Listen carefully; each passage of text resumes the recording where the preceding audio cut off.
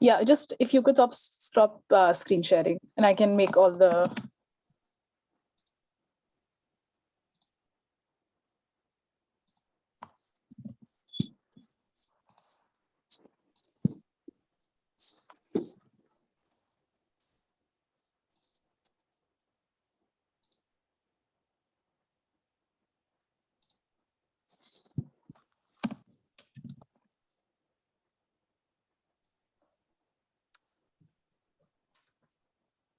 Okay, welcome everyone.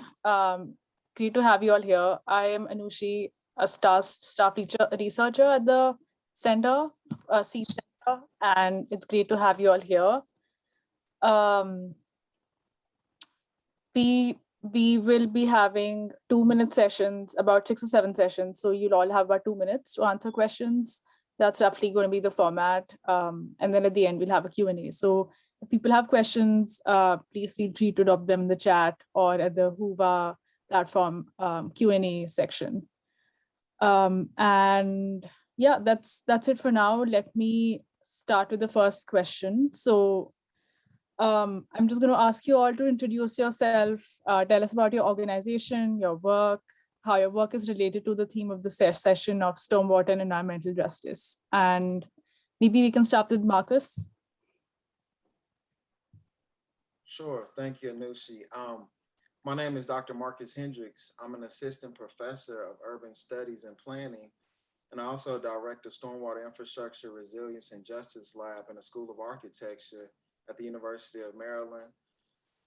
You know, my work is really centered around sort of really, 4 or 5 larger domains related to infrastructure planning and management, social vulnerability to disaster, environmental justice, risk analysis, sustainable development, and participatory action research. To date, I primarily work to sort of understand the social processes and development patterns that create these hazardous human-built environments and vulnerable infrastructure that has ultimately led to what has been in popular media recently in terms of this infrastructure crisis and how that has contributed to sort of issues of urban stormwater management and flood risk that we've seen much more frequently and intensely in recent years. I also have developed and implemented some participatory action, and community science approaches to doing infrastructure assessment. Community engagement, is the cornerstone of my research program. And I like to use these type of socially, practically innovative approaches to address some of these complex issues. And within my research lab, again, sort of, in a nutshell, we take a social lens to what has largely been studied as physical processes in terms of how vulnerable infrastructure and issues in maintenance, rehabilitation, level of service contribute to flood risk. And now what we're seeing in terms of these wet weather events, also not only overwhelming stormwater systems, but sanitary systems as well, leading to these sanitary sewer overflows and household backups and posing a threat to the built environment, property, and human health. Thank you.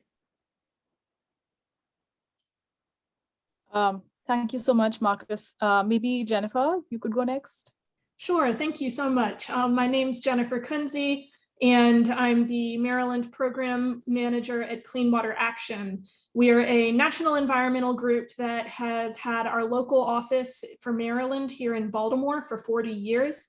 And I focus a great deal on local level policy and organizing work on environmental issues that mostly impact public health. And one of the big campaigns that started right at the beginning of my time at Clean Water Action 5 years ago for me was about sewage backups caused by stormwater and other infrastructure issues in Baltimore City. In summer 2016, we supported a lot of calls from community groups in Northwest Baltimore, demanding that as the city was renegotiating its consent decree with the EPA for repairing our sewer infrastructure, that consideration of sewage backups and ending sewage backups be made part of it, because it hadn't been before. That was a big victory. The new consent decree did include some provisions about sewage backups into people's homes, but it was only a partial victory. Those requirements in the new consent decree were not adequate to protect people's finances, protect public health. And soon after, the reimbursement program that the consent decree required started in 2018. It became very apparent that the restrictions that had been put on this program meant that it would not be meeting the need of Baltimore City residents. And so we've been focusing a lot of energy since early 2019 on community organizing to demand meaningful and sufficient support for people after a sewage backups takes place. And the city's made some improvements I'll talk about later, but definitely not gotten as far as it needs to go with helping people after a sewage backup. And then increasingly important is also looking at whether the work that the city is doing, and the city is doing a lot of work on its sewage system, is actually leading to less sewage backups happening in the first place. And so far, unfortunately, it's not, but that's the $1 million question, literally millions of dollars that the city is going to need to answer over the next few years. Thanks, Jennifer. Maybe Paul, you could go next. Sure. Thanks very much for having me. Good afternoon, folks. So my name's Paul Leisnham. I'm a professor in the Department of Environmental Science and Technology here at the University of Maryland in College Park. My background is actually as an ecologist, but for the last 10 to 15 years, I've really focused my research looking at the two-way interactions between human behaviors and environmental and ecosystem management. And so that has largely been focused in two systems, looking at urban disease vector mosquitoes, and I might talk a little bit later about how that's related to environmental justice and stormwater, but also watershed health and sustainability, particularly with regards to stormwater and agricultural runoff. So I've been fortunate enough to collaborate with a lot of folks, extension agents, researchers, community partners, doing work both on the eastern shore of Maryland in agricultural rural watersheds, but also in urban watersheds in Baltimore, Washington, DC, Prince George's County. The focus of our work at the moment is an NSF-funded project really looking at healthy and unhealthy human stormwater cycles and testing certain social or ecological interventions that can change an unhealthy state into a healthy state.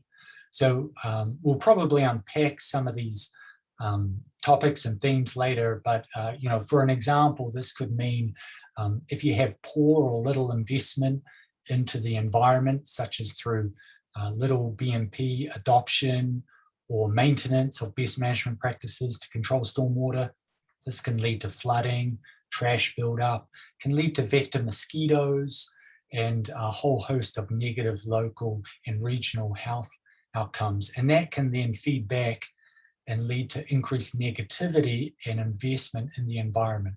So we're looking at various interventions to try and break those unhealthy cycles, and been fortunate to work with community partners, Parks and People Foundation, Blue Water Baltimore, Anacostia Watershed Society locally. Yeah. Thank you very much.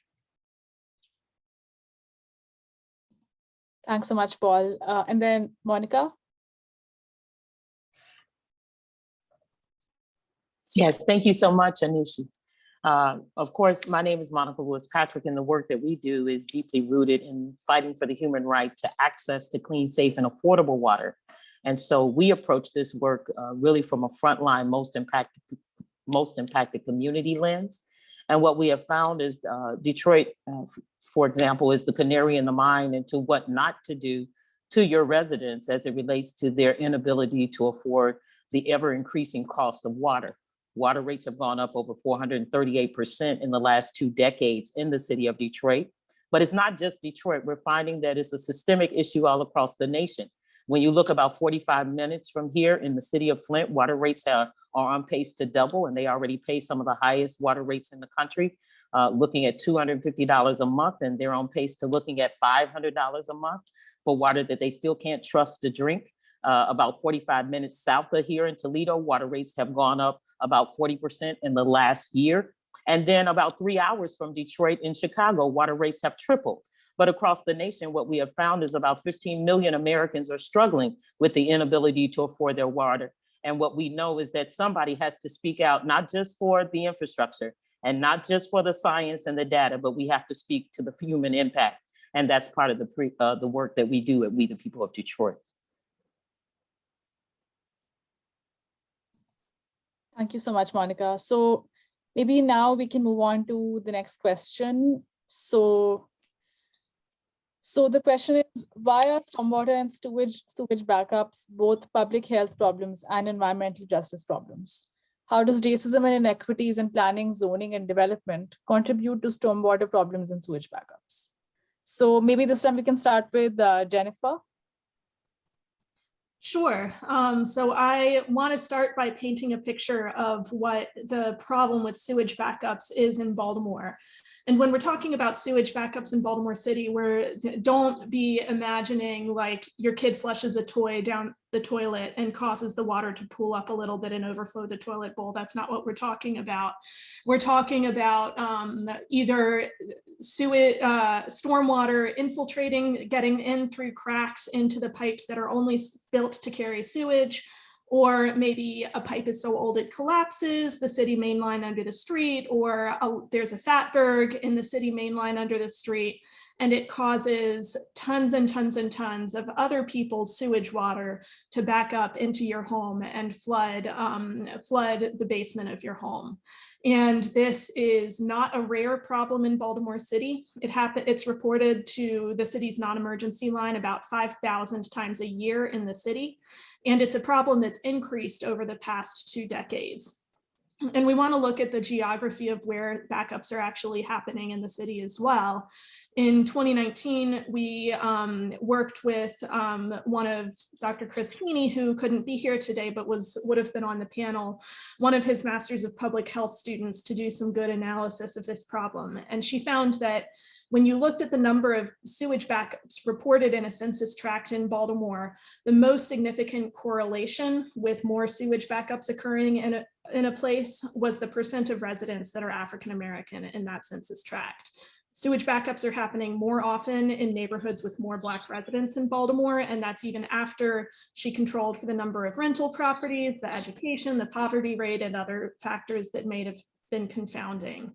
And when these sewage backups do happen, they're big public health problems. I think that Dr. Hendricks might be going to speak to some of that, but it's other people's sewage all mixed together, carrying bacteria and pathogens, soaking into the drywall, leading to long-term mold and mildew problems.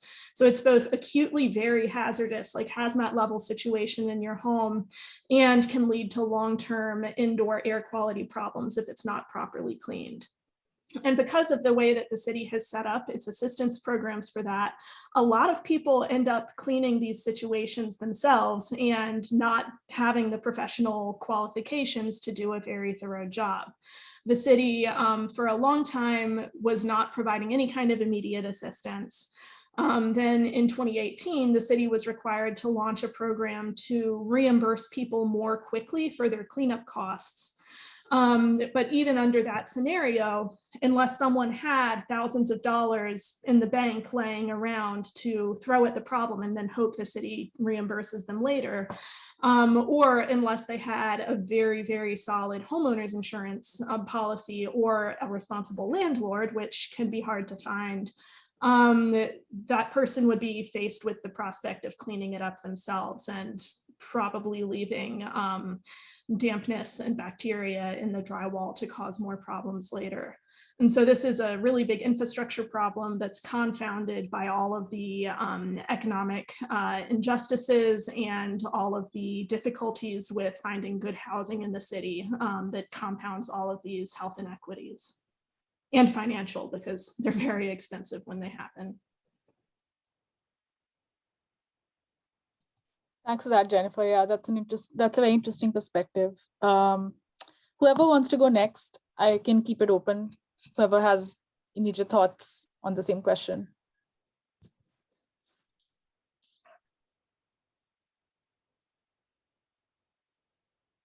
I can jump in and really sort of add some thoughts, especially from sort of a land use zoning, built environment perspective. I think the reason why, sanitary sewer overflows, basement backup issues have to be considered as environmental justice concerns, because it's really a reflection of a legacy of, similar environmental issues that these communities have faced over a long period of time.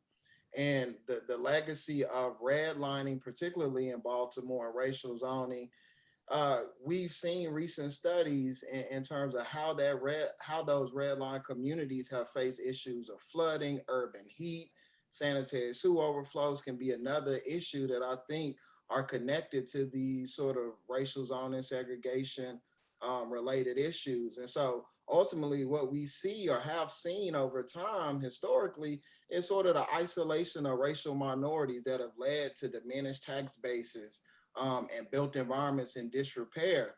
And I always tell folks that, if you really want to understand sort of the quality of broader neighborhood infrastructure, is usually a reflection of the quality of housing. And if you want to understand sort of the quality of housing, is usually a reflection of who lives there. Again, connected to these legacy issues of redlining that was legalized and especially evident in the city of Baltimore, which I believe was the first place to legalize redlining. And so, when it comes to sanitary sewer overflows, is really a result of human decisions, social ideologies, of environmental racism, right? The predecessor or the impetus for the movement in terms of environmental justice.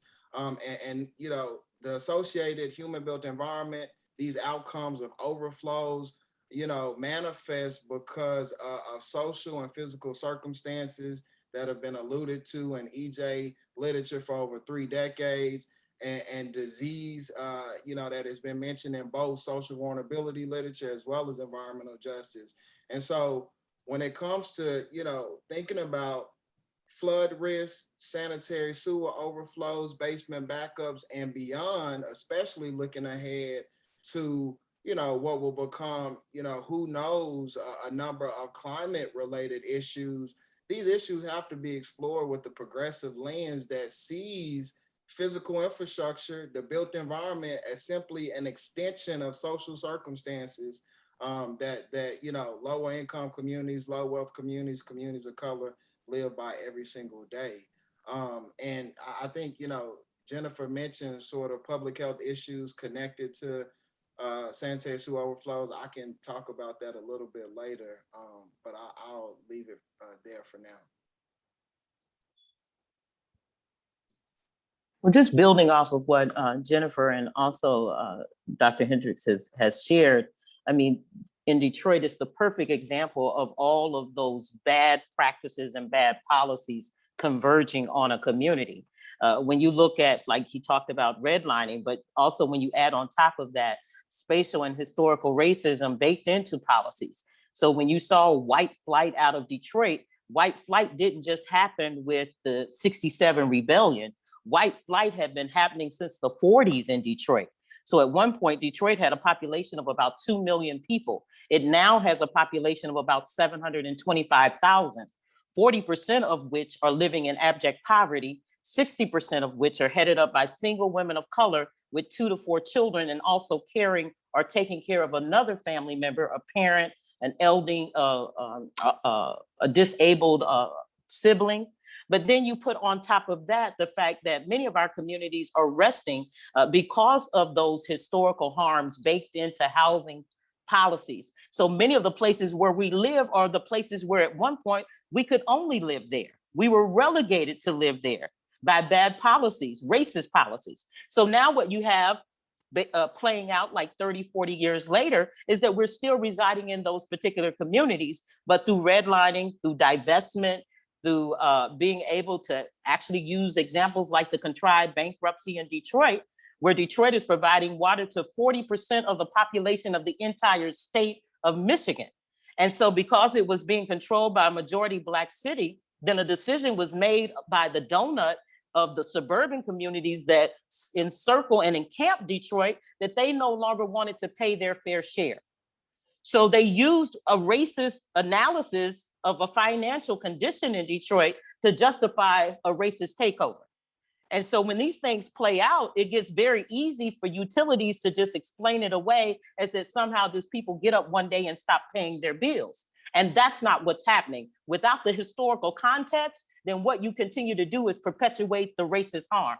And what we know is happening in many of our communities, these communities have been underserved, underpaid, and constantly targeted for their assets that they can then futuristically build out for some other community. And so we've got to talk about the historical harm in context, but then we've also got to connect it to the current conditions that people are living in.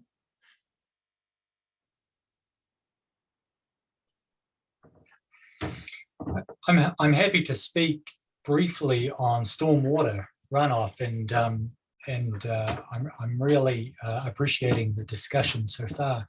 But certainly several studies nationwide have shown that low wealth communities and communities of color live in landscapes that export excessive surface runoff and nutrient pollutants. And that's a local issue because that causes flooding. And it's a regional issue because these nutrient pollutants and sediment, nitrogen, phosphorus ultimately find their way into larger watersheds. And if we're talking about Baltimore and Washington, DC, find their way into the Chesapeake Bay. And one of the reasons why these landscapes export nutrient pollutants is because they have very little or poorly managed green space, which does a poor job infiltrating the water and cleaning the water, and leads to a lot of subsurface runoff and flooding. And that connection probably doesn't surprise a lot of people, but what might surprise a lot of people is that this poorly managed green space can also be a location for a lot of trash dumping, and that trash dumping can be habitat for vector mosquitoes that can circulate diseases, including West Nile virus, certainly here locally. And it can also be a large influence. And we're starting to find very indirect, subtle, but important connections between these mosquitoes and human health. So for example, children are less likely to go outside and utilize the outside environment, appreciate their outside environment if they're getting bitten by mosquitoes. And locally here, it's the tiger mosquito, which is a very aggressive biter. It can vector a number of diseases as well. And this is often circulating in communities with high proportions of immunocompromised people. So that's another important health outcome that's very subtle, but it can have a large impact. Thanks, Paul. So we had a question about Baltimore, but we already talked about Baltimore a little bit. So I'm going to move on to the next question, which is about the University of Maryland area as well as Prince George's County. So the question is that the University of Maryland is just 10 miles from the heart of Washington, DC. And just like Baltimore, DC and parts of Prince George's County also face a number of environmental health and infrastructure issues related to stormwater. What areas of DC are disproportionately affected by stormwater issues, as well as in Prince George's County? And also, how do you see stormwater runoff affecting the Potomac and Anacostia rivers?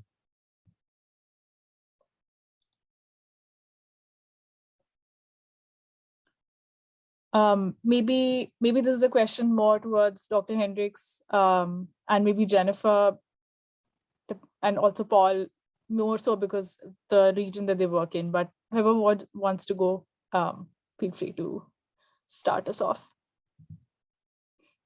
Yeah, unless anybody else has something immediately that they want to say, I can jump in. The interesting thing about the question is that I think that although, we're talking about DC, Baltimore, PG County, and the stormwater, flood, sanitation issues that they're facing, these issues are pervasive, right? And I think that they're not unique to the region. And we're seeing these issues across the country, really across the world.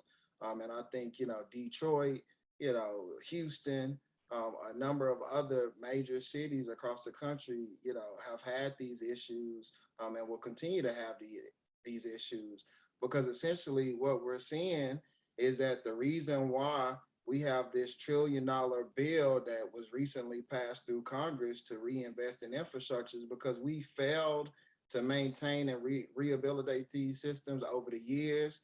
And then when you think about changing environmental conditions, they've created these pre-modern circumstances in a lot of cities across the world, including Baltimore, including DC, and PG County.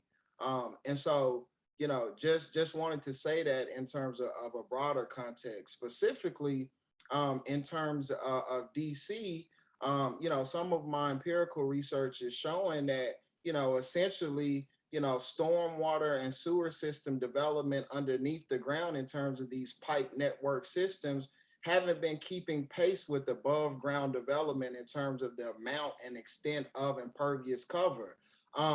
And this is especially true for socially vulnerable communities within the district. And so if you're unfamiliar with DC, I'm largely talking about communities and neighborhoods in Southeast DC, east of the Anacostia River, that are facing the most threats, both related to sort of the infrastructure crisis as well as flood risk in terms of being able to effectively respond. We also see a lot of flooding issues within the Federal Triangle or the National Mall area. However, we also see a response that's different to that area relative to that southeast portion of the city in terms of installing sub pumps and pump stations, and then the large swath of gentrification that we've seen in DC. We've seen investments and rehabilitation go in areas that used to, be, Black neighborhoods, and while, DC was formerly known as Chocolate City, that have now been gentrified and now is more like a mocha chocolate city. But we've seen newer or more recent investments that we didn't see historically. And then again, once you spill over that DC boundary into PG County, smaller and larger municipalities, including, for example, North Brentwood, Maryland, the first, plot of land or city that was set aside for returning soldiers of color after the Civil War. And lo and behold, it was the lowest lying area along the Anacostia River that has had chronic flood issues since inception, right? And they still face issues of flooding. And as you move up, through downtown Hyattsville, onto campus, that whole entire Route 1 Baltimore Avenue corridor are facing issues, and campus happens to be upstream from these communities and and bears a lot of weight in terms of the practices that we're doing on campus that could lead to not only flood and contamination issues on campus, but downstream to some other communities that may be more vulnerable. I'll sort of hand it over to Jennifer or Paul if they want to add anything related to that. Yeah, thanks, Marccus. And I'll just jump in quickly and say, I think emphasize the fact that we're talking about a low-lying area at the confluence of two rivers. So it's historically always been flood prone. And then, of course, you layer over top of that all this impervious surface, and the underlying sewage and sanitation and the piping infrastructure hasn't kept pace. Much of it's combined as well, so it's susceptible to emit pollutants under heavy rainfall. And you've just got inherent flooding issues and surface runoff. One of the interesting nuances, though, when we're talking about densely urban areas like these watersheds, is that certainly air modeling work and modeling work of nutrient pollution around the country has shown that really urban watersheds tend to have high nutrient areas that are much more spread out than more suburban and rural watersheds, which means that you really have to engage a much greater proportion of the watershed if you want to target areas with stormwater best management practices. And in urban areas, we're talking about rain gardens, we're talking about household scale practices that may help infiltration at the site. And so that means that you've really got to have thorough community engagement and partnering, much more so than if you're in a rural watershed where there may just be 1 or 2 hotspots, and you may just have to engage 1 or 2 farmers. But here we've got to engage hundreds and thousands of people. It's a real community issue. It's an issue that really means that we have to partner with a lot of people. And there are inherent issues, of course, with the low wealth communities that we're partnering with, is that they don't have the same economic resources to invest into a lot of these best management practices on their private property. So now we're talking about rebate and incentive schemes that need to be tailored and need to really help us to try and mitigate stormwater in these very complex watersheds.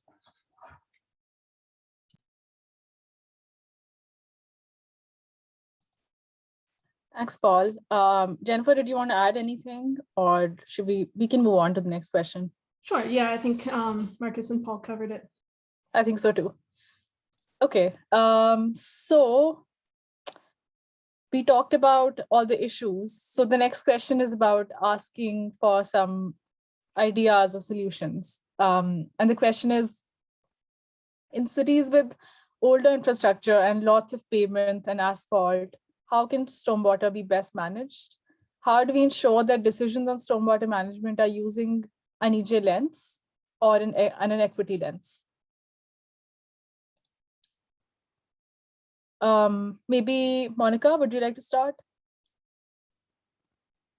Well, some of the work that we've been doing at We the People of Detroit, along with our community research collective, is we've been in long conversations with the Charles River Watershed Association and Bob Zimmerman, who's now at Harvard University, around how to decentralize our wastewater systems, these large urban systems where, like a city of Detroit that's no longer using the full scale of that infrastructure. How can we decentralize it and actually create revenue that can be generated in a way that could address the legacy debt, as opposed to right now, almost 80% of our resources are going toward the legacy debt and also toward wastewater. When we're actually remediating the wastewater for 78 cities and townships, there is no way that Detroit is ever going to climb from out of the status of being bankrupt. We cannot keep pace with all of the requirements of managing a system that's servicing almost half the state of Michigan at the same time, when in the city of Detroit, in Detroit proper, you actually still have wooden logs and galvanized iron and a combination of all kinds of metals that are expanding the toxicity and the public health impact. And so without a real conversation of one, part of the resources that we expose the community to is GIS mapping, being able to take a city that's 139 square miles and be able to put it in a map and create visual digitalization that allows people to digest where they are in context to where all the toxicity or water shutoffs or contamination or flooding is happening. And then I would say the second piece is being able to continue to arm people with information and data so that they can use the public discourse and the ability to speak truth to power about the conditions they're experiencing. Much of what we've seen play out, not only in Detroit and Michigan, but across the Great Lakes, when any time that there's been a progressive move and policies made, it's come from the ground up. It was research and data that was citizens driven in places like Flint that exposed the Flint toxicity there.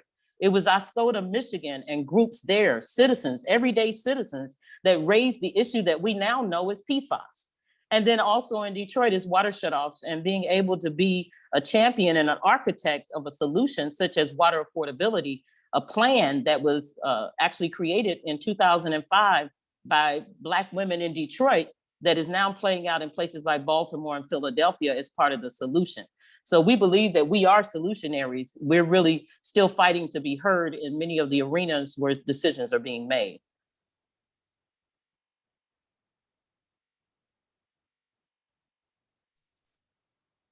That's very inspiring. How about Paul? Do you want to go next, or whoever? Doesn't matter.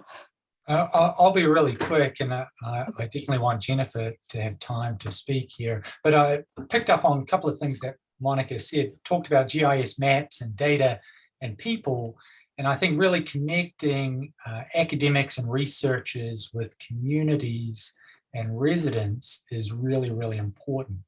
And having effective extension and outreach and knowledge transfer both ways is really important. Some of the work that we've done in Baltimore and DC has statistically and pretty clearly shown that the likelihood that a household will implement a best management practice is not necessarily related to income, but it's really related to knowledge of water resources and knowledge of the types of BMPs and the rebate schemes available to them.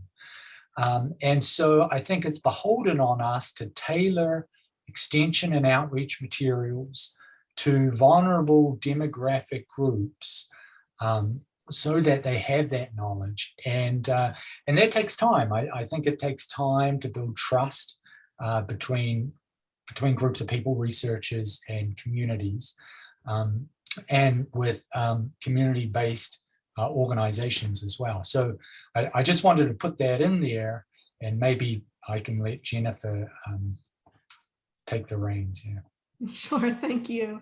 I mean, I think making those investments in our infrastructure is really critical. I mean, every city, Detroit, Baltimore, is strapped for cash, but with climate change projected to bring more increased heavy rainfall to our region, we need to not only be accelerating the maintenance of our stormwater system and making sure we don't have cracked pipes, but also expanding the capacity of those pipes. And that's just going to need to take more investment. Hopefully the federal dollars that are coming can help solve that tricky problem. But with the dollars that we do have, we also need to be making sure that they're going into green stormwater infrastructure projects that are going to have multiplying positive impacts on communities in terms of adding green space, depaving pavement, removing impervious surface, adding wildlife habitat, and so on. And not only like concrete types of infrastructure projects or non-new infrastructure. So one of the frustrating things here in Baltimore City is that we have our dedicated fund for stormwater remediation through the stormwater utility fee, the fabled rain tax. But Baltimore has been spending much of that money on street sweeping to cover for its stormwater mitigation requirements. So in fiscal year 2020, for example, they reported to the state that since they had there are several green stormwater infrastructure projects in the pipeline, but they're still only in the design phase. And so most of the impervious area restoration that they reported, and they reported meeting their goals, was met through street sweeping. Through some accounting magic, street sweeping was allowed to count for 3,900 acres of restoration out of the total of 4,700 acres of impervious surface restoration that they reported. So 83% of what the city reported as impervious surface restoration was actually just sweeping the streets, not removing any impervious surface at all. And street sweeping does help. I always, when it's about to rain, you need to run out front of your house and make sure that the storm drains aren't clogged with trash. But it's not a substitute for the kind of green stormwater infrastructure projects that will actually reduce the volume of water and decrease flooding downtown. So that's a major problem. And I think using those dollars in a different way would lead to some better solutions. And I'll add to that and chime in here really quickly. You know, one thing that I will say, you know, going back to Baltimore, that's interesting is that, you know, in this region, specifically in the mid-Atlantic region, we see a lot of cities that have what we call combined systems, right? Where they funnel both stormwater and wastewater through the same pipe network system. Baltimore, surprisingly, is unique in that it was one of the first cities in the country that actually implemented a separated system. And so although Baltimore is having these sanitary sewer overflow and basement backup incidents, it's not because it's a combined system, it's just because it's an old system. And again, these issues of lack of maintenance and so forth. And so just wanted to point that out in terms of, even though, Baltimore and other cities, as we move south and west, although they have separated systems, are still facing these same challenges of overflows and backups. And the fact of the matter is that, 120 years or so of unsustainable development, lack of maintenance, we're not going to sort of address this issue in one fell swoop, right? And I think, especially in light of climate change and catastrophic flooding, there are certain uncertainties that we have to consider. And I think, to Jennifer's point, that I think there lies an opportunity in green infrastructure. However, I also want to caution us that we may have also overcommitted sort of the capacity of green infrastructure to be able to fully address these issues. I think, I have a piece in the Journal of American Water Resources Association under review right now, where me and a colleague of mine in urban forestry are really sort of making the case for a hybridized approach to addressing these issues of both flooding and wastewater, because essentially, as we commit and find resources to rehabilitate infrastructure, there's fundamentally going to be a transition phase. And the entire built environment, again, within these 120 years of unsustainable development, won't be transformed overnight. And so as we anticipate, runoff from sort of existing structures, we have to have these green and gray infrastructures in place to be able to manage different types of runoff and storm events. I think also climate change is introducing characteristics that we haven't seen before. If we see stalled rainfall events that drop a tremendous amount of water in a short period of time, green infrastructure, different types of assets may not be able to handle those types of systems, those type of rainfall events. Or we see a prolonged rainfall event where green infrastructure assets get oversaturated, then water runs off of those assets in the same way that they would an impervious cover. And so again, just thinking about, these sort of emerging issues that we have to consider. And I think a hybridized approach best positions us to be resilient. And then lastly, I'll say, to Monica's point, is that these issues are fundamentally local and have to be rooted in community issues and their perspective of feasibility and taking ownership. I think it has to be a combination of community scale as well as parcel scale solutions. And the more opportunities we provide for civic participation, especially within the context of equity and environmental justice, that will, put us again and put our best foot forward and help us to, address these issues holistically and, what makes sense related to any given community. Yeah, these are all great points. And I have my one last question left to ask. And I feel like most of you already touched on it. We have such a great team of panelists here. You all have covered all the points that we could have thought of. But I'm still going to ask the question at the risk of maybe being repetitive, but feel free to use that as an opportunity to, make any closing comments or whatever you think that we might have missed through our questions. So the question was, what solutions do you see for communities that are negatively impacted by stormwater management issues? And how do these communities receive justice and work to mitigate these issues in their neighborhoods? So I know we talked a bit about communities already and people and what they can do, but if there's anything more that people have to share about that, we can do that now.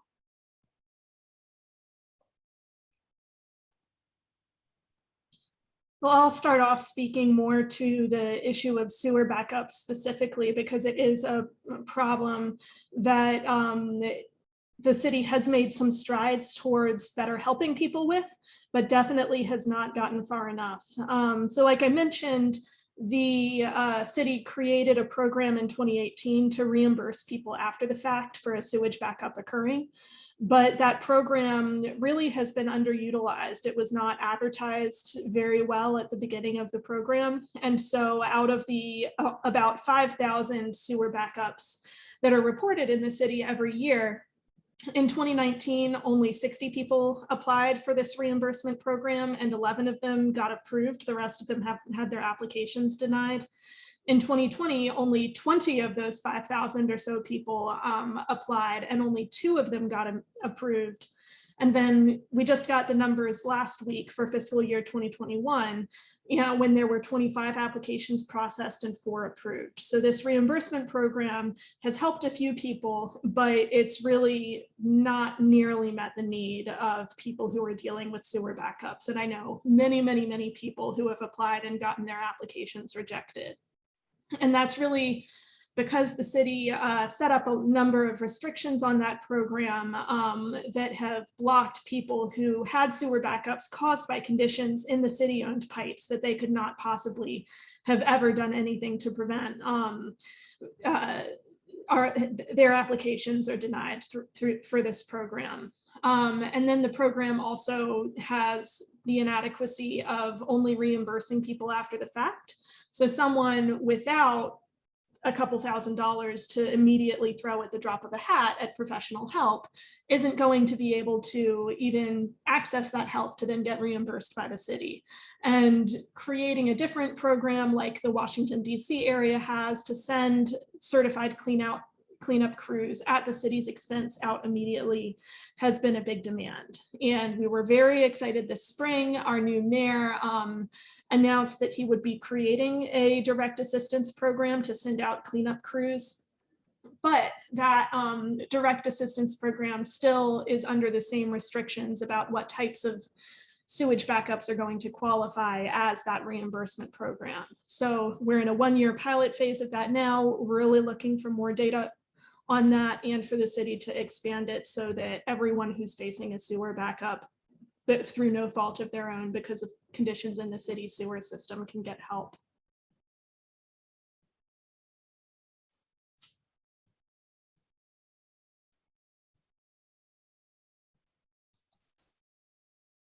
Thanks, Jennifer.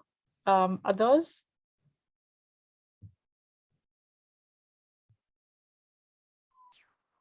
Yeah, I mean, to Jennifer's point, I think transforming policies that make sense and meet the needs of community folks and actually listening to the things that they're saying in terms of what types of policies, reimbursement programs will serve them best. I mean, it's key.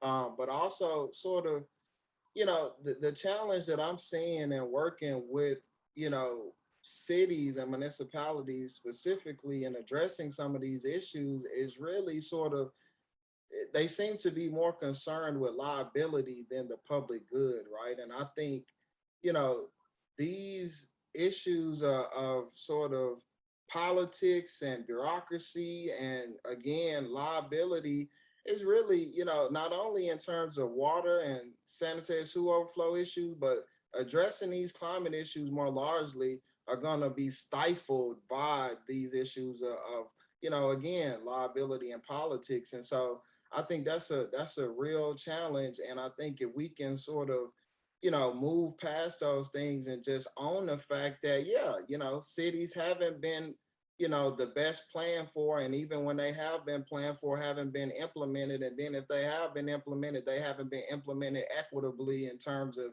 everybody having a fair chance to sort of realize these things that we talk or romance sort of in literature and in science and so forth. And so, I think just realizing certain policies in an environmental justice context is key. I think streamlining sort of our land use planning, hazard mitigation, growth management, capital improvement, and again, anchoring all of those things within the equity and EJ framework. And the last thing that I'll say is that, I've worked with communities and sort of, developing a participatory assessment technique for infrastructure by which, they were mobilized as community scientists and implemented an assessment technique, the same type of techniques that engineers employ in doing, infrastructure assessment.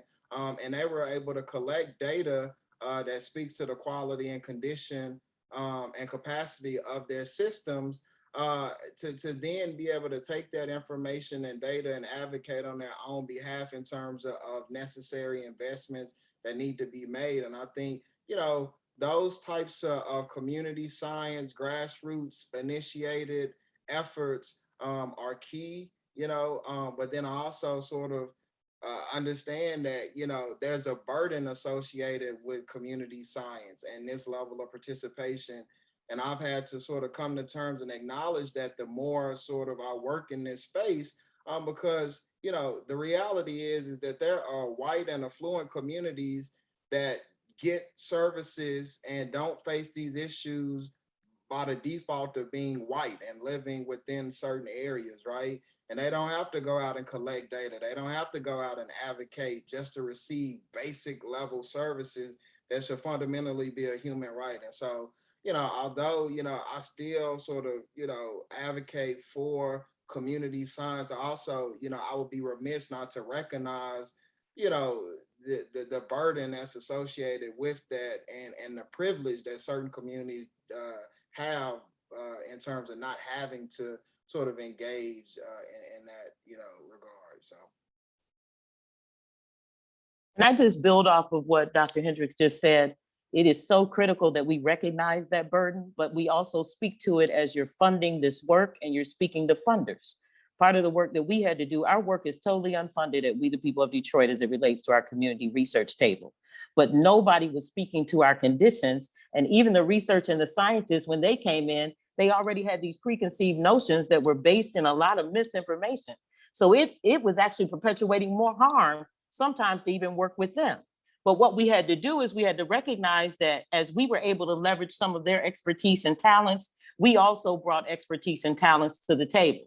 We just have to retrain people as you're talking about funding this work, how to talk about it from an equity and justice lens. And one of the things all of you can do is we always advocate for co-authorship of this research. Because when you put your name on something, it brings greater validity to community when they are speaking in the next instance of presenting to somebody about these issues. And so I put a couple of things in the chat that is citizen science, participatory science, all totally non-funded, that was driven by community because nobody cared that poor Black folks didn't have water. And nobody cared that we were battling disease before there was a global pandemic. It wasn't until we were able to actually evidence the scientific rigor to speak to our conditions that it changed some of these conversations.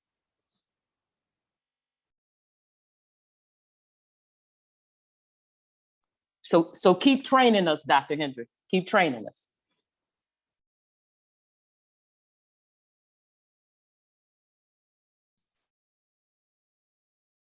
Paul, is there anything you wanted to add to this question or any other last thoughts? No, I think Marccus, Monica, Jennifer have kind of captured lots of really important points.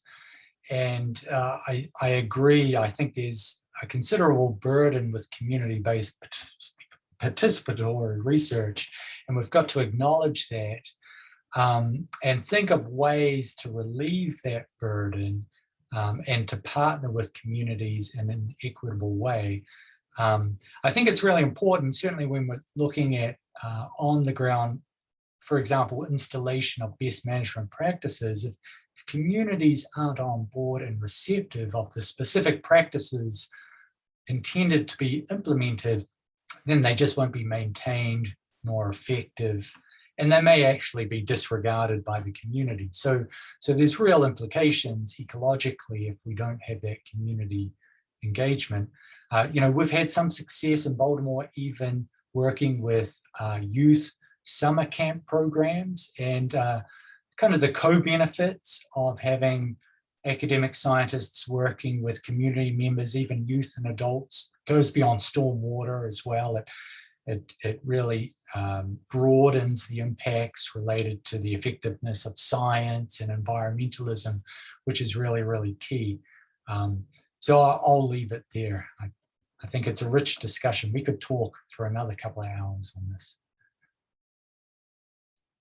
We definitely can. And so that's the end of our questions. We don't have a lot of questions from the audience yet, but I would encourage all the participants to ask their questions. We have about 10 minutes left. Actually, we have 13 minutes left, which is a fair amount of time. So I know we could talk for 2 more hours, but we can talk for another 10 minutes if you all like, while we wait for questions. Someone in the chat said, thank you for speaking to the community science needs and the need for EJ frameworks. They definitely resonate with that thought. And I'll keep communicating anything that comes up in the chats as well. But in the meanwhile, if anyone wants to come up and ask a question, drop it in the chat. It's kind of an open 10 minutes, so we can, go with the flow. Anushi, can we possibly ask our fellow panelists a couple of questions? Definitely, go for it. Well, a question I would have for anyone on the panel is, can you provide some examples of successful implementation of remediation of stormwater, best practices or places where you've seen community and science come together and do what was in the best interest of that particular community?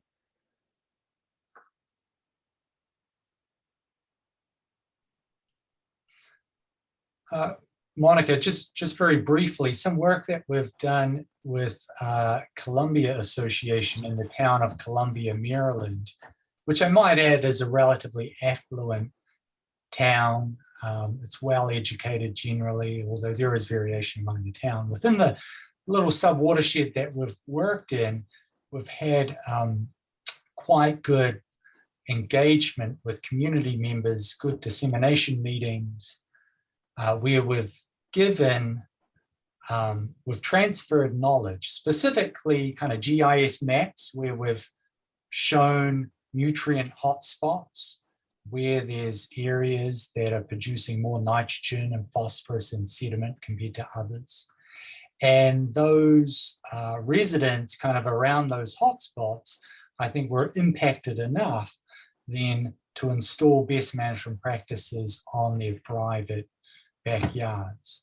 So that was one example where we've had some quite good community integration. Now, we've kind of worked with communities or attempted to work with communities in Washington, DC and Baltimore with regards to green space and mosquito management.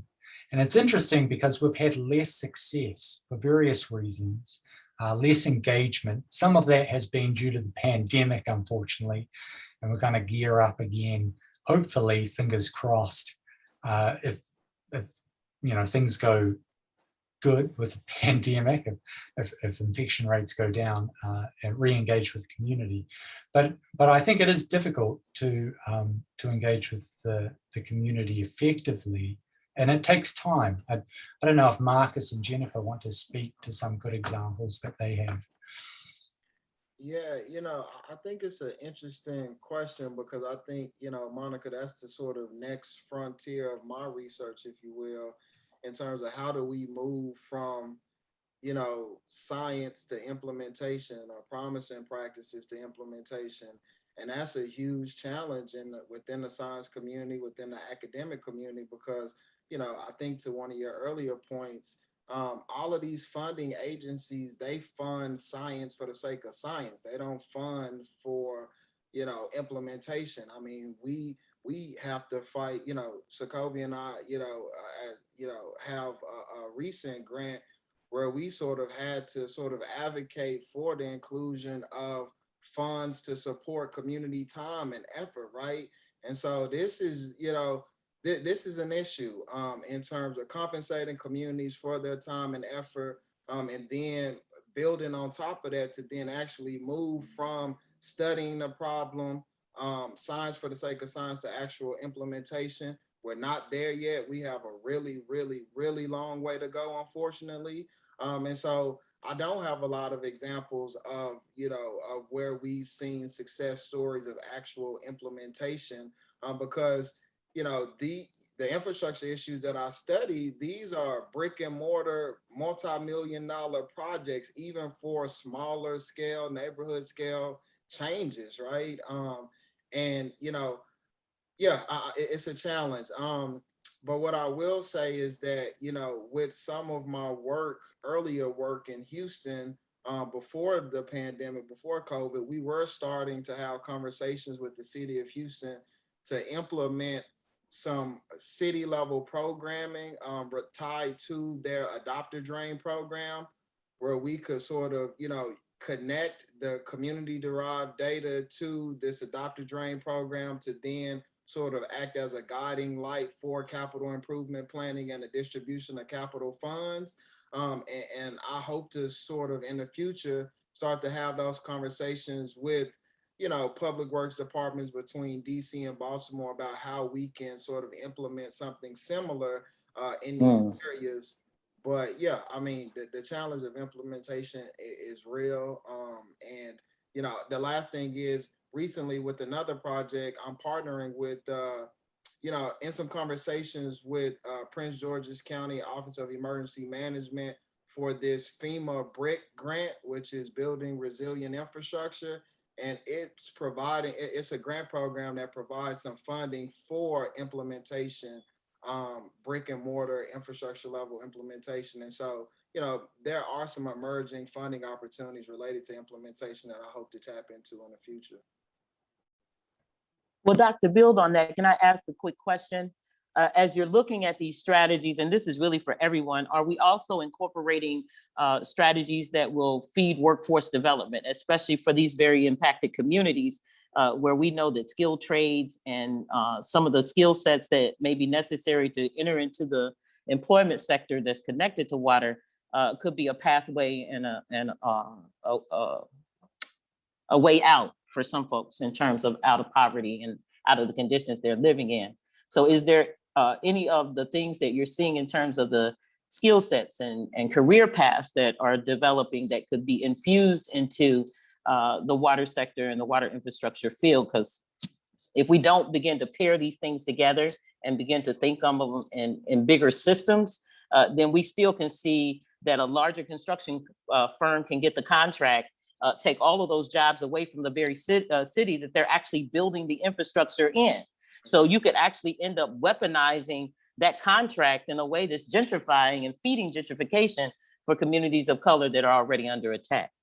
And I know that's a long-winded question, but Anusha said we had 13 minutes. No, Monica, that's a good point. And I think another sort of emerging challenge / opportunity, I advocate for that type of workforce development and sort of creating pathways for community members, not only to be contractors, but within positions within the public works and municipal workforce, right? And I advocate for it in my talks, in my writing, in my interviews, but again, we have a long way to go to securing those pathways. I want to mention, another proposal that didn't get funded that, Dr. Wilson and I wrote together. A huge portion of that was about workforce development related to these climate related issues and infrastructure related issues. It didn't get funded, but I mean, it's on my radar. It's on my mind. I'm thinking about it. I'm writing about it. It's just a matter of how can we get folks on board to support the actual implementation of these types of efforts. And I will say too, in Houston, I work with a lot of community high school students. And as a part of that work, I also brought them onto campus, introduced them to majors and minors that they weren't familiar with before, and created at least pathways to, STEM and social science related disciplines, and opportunities that they may not have been exposed to had we not been working with them. And so, there are some sort of, small successes in that regard, but yeah, in terms of, community workforce development, a little ways to go. I definitely would offer up Denise Fairchild with Emerald Cities and also Alicia Smith in Toledo with Toledo Junction. We're not doing it. They're not doing it at a massive scale, but they're doing it at a scale of impact. And so I just would offer that as some places to look at. Thank you so much. Thank you. So we have one question in the chat, which is, what are the best publicly available maps for basement backups in the Washington, DC metropolitan area? Whoever thinks should answer this question, whoever knows about this. I'd be able to tell you for Baltimore, but I have to confess I don't know for DC. Dr. Hendricks, maybe is this something that? Yeah, no, I mean, I agree with Jennifer. Through Jennifer and some of my other community partners, I know where the maps exist and live online for Baltimore, but not for, I don't think, honestly, I'm not sure that they actually exist for DC. But yeah, they exist and we know where to find them for Baltimore for sure. Okay. And then someone on the chat is asking, Monica, who was a community author in the Liberty Pub article? Yeah, I just responded to it. That article was lifted not because we wrote it. It was lifted because what they did is they did research and an analysis around our work with community and how impactful it had been. So that's why it was there. Okay. I think we have covered all the questions so far. Any last thoughts from anyone?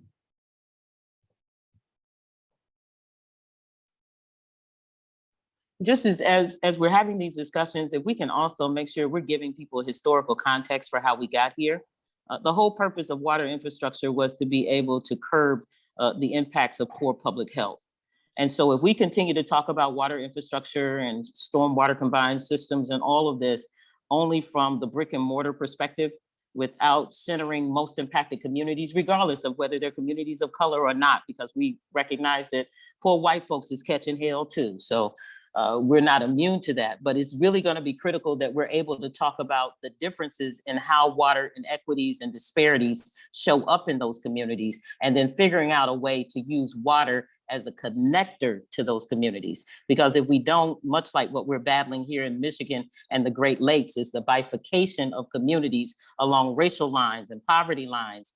And then what is happening is those in power are using that bifurcation to continue to pit people against each other, as opposed to using it to bring people together. And so people, the American public, must decide that they deserve clean, safe, and affordable water. Yeah, that's a great point. And I think that's also a great thought to end maybe the session with. So I want to thank you all for taking the time to present, talk about your experiences, the audience for listening in, asking questions, participating.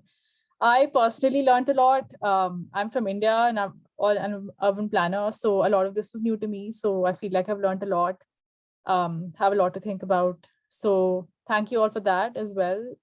And yeah, have a great day.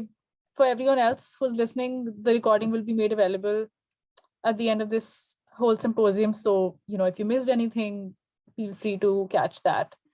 And yeah, thanks so much. Thank you. Great to talk with everybody. Thank you. Thank you very much. Monica, stay in touch. I will, Doc. Thank you so much. Pleasure meeting everyone. Likewise. All right. Bye. Take care.